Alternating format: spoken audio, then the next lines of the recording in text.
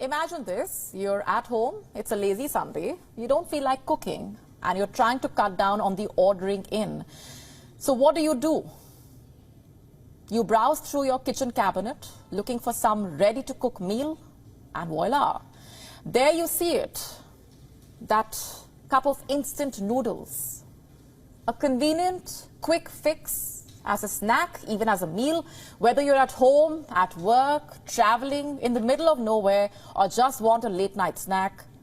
All you need is some hot water, a short wait for a few minutes, and your instant noodles are ready.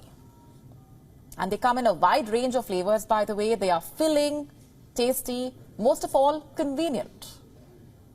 Now, why am I talking about instant noodles tonight? The Hong Kong Consumer Council has tested 19 samples of pre-packaged instant noodles. And what did they find? First, the sodium content of one whole serving of all samples exceeded the recommended adult intake limit per meal for adults. And by the way, non-fried noodle samples that are considered healthier were no different. All the samples were found to have high sodium levels. First things first, why is high sodium an issue, you ask? Well, people have been advised not to consume too much sodium, warning that excessive intake could lead to greater health risks.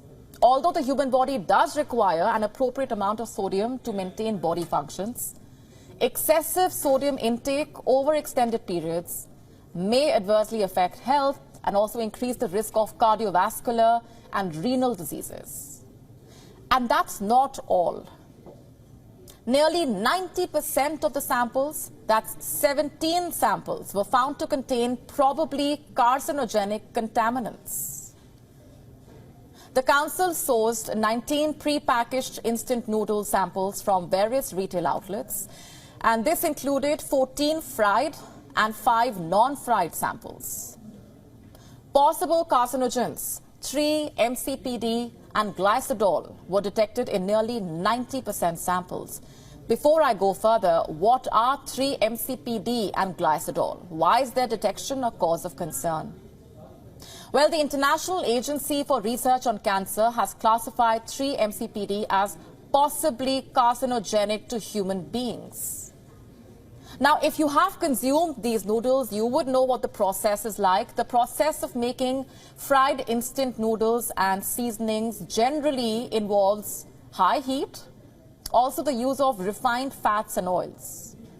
And this may result in the production of a substance called 3-MCPDE and release the possibly carcinogenic 3-MCPD in the human body.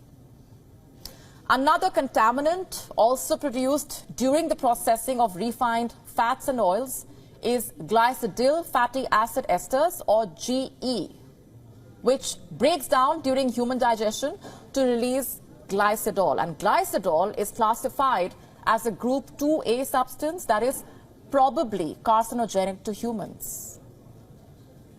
Now, while no scientific research has found a link between instant noodles consumption and increased cancer risk, the Council has called on the industry to tighten the control over the quality of raw materials and the production process to reduce levels of both contaminants to protect consumer health. But will that happen is the question.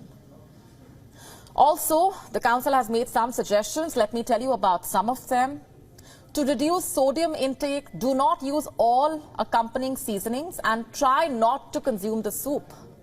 Also, be mindful, pay attention to the food items served with instant noodles. This includes processed meat products like sausages, meatballs, etc., which are high in fat and sodium. Now, noodles will release some fat and sodium during the cooking process, so it is recommended to replace the cooking water with fresh hot water to slightly bring down the intake of fat and sodium. And people who need to control body weight, at risk of or suffering from chronic diseases like hypertension, cardiovascular or renal diseases are advised against consuming instant noodles regularly. People with acid reflux should avoid eating instant noodles late at night. Choose healthier, non-fried noodle items perhaps, like rice vermicelli, macaroni, buckwheat noodles. These are suggestions from the Council. And also mix them with fresh and nutrient-rich food items in order to diversify your daily diet.